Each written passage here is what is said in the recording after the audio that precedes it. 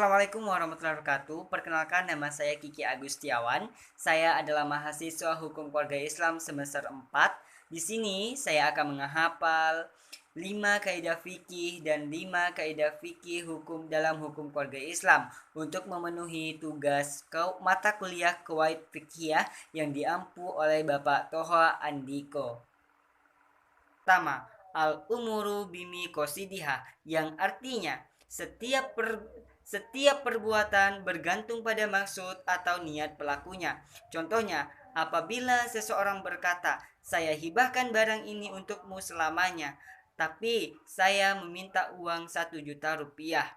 Meskipun katanya hibah, tapi dengan permintaan uang, maka akad tersebut bukan hibah, tetapi merupakan akad jual beli. Sedangkan kaidah yang kedua adalah al-yakinu yuzalu bisya. Keyakinan tidak bisa dihilangkan karena adanya keraguan. Contohnya, terjadinya perselisihan antara penjual dan pembeli. Pembeli ingin mengembalikan barangnya dengan berkata bahwa barang itu seharga 15.000.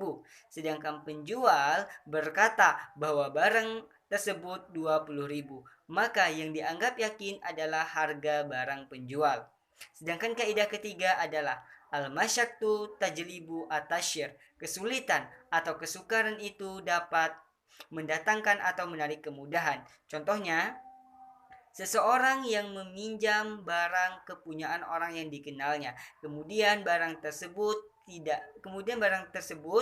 rusak atau hilang, maka tidak mungkin untuk dikembalikan kepada pemiliknya, maka harus diganti dengan barang yang sama mereknya, ukurannya, atau diganti dengan harga barang tersebut sesuai dengan harga di pasaran.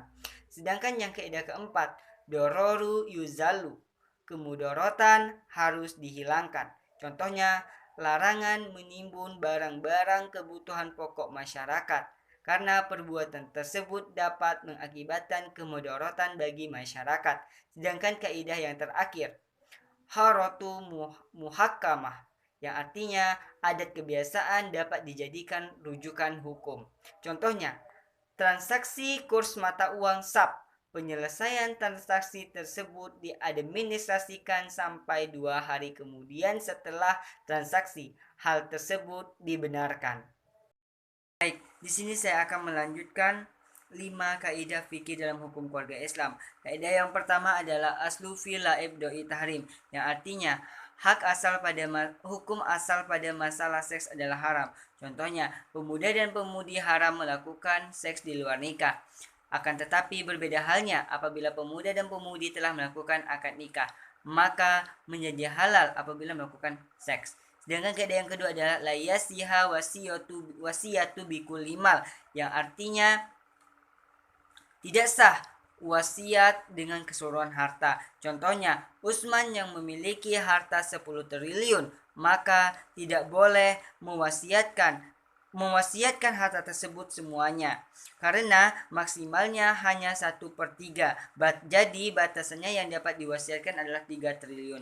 Sedangkan yang keempat adalah kullu man warasaha syai'an warasahu bihukukih, yang artinya setiap orang yang mewarisi sesuatu maka dia mewarisi pula hak-haknya yang bersifat harta. Contohnya, hak terhadap utang atau gadai atau juga hak cipta yang diwariskan, maka kedudukan ahli waris di dalam hal ini menduduki kedudukan orang yang telah meninggal. Sedangkan yang kaidah yang keempat adalah la yujauzu muslimu kafir. Wali yang muslim tidak boleh menikahkan wanita yang kafir. Contohnya, Abu Bakar adalah seorang muslim yang memiliki anak beragama kafir, maka ia tidak boleh atau tidak sah menjadi wali anaknya yang kafir tadi. Wanita yang kafir tidak memiliki wali nasab, tetapi dapat diwakilkan oleh wali hukum. Sedangkan kaidah yang terakhir adalah an-nakahu la yufsidu bi fasadi sodak. Akad nikah tidak rusak dengan rusaknya mahar. Contohnya, Anton mewakilkan dalam akad nikah dengan menyebut maharnya. Kemudian si wakil menambah mahar tadi, misalnya dari 100 gram menjadi 150 gram, maka nikahnya tetap sah dan kepada wanita tadi diberikan Maka kepada baik. wanita tadi Itulah diberikan hafalan saya mitsil. 5 kaidah fikih dan 5 kaidah fikih dalam hukum keluarga Islam. Saya mohon maaf apabila ada kesalahan dan kepada Allah saya mohon ampun. Akhirul kalam wabillahi taufiq wal hidayah. Wassalamualaikum warahmatullahi wabarakatuh.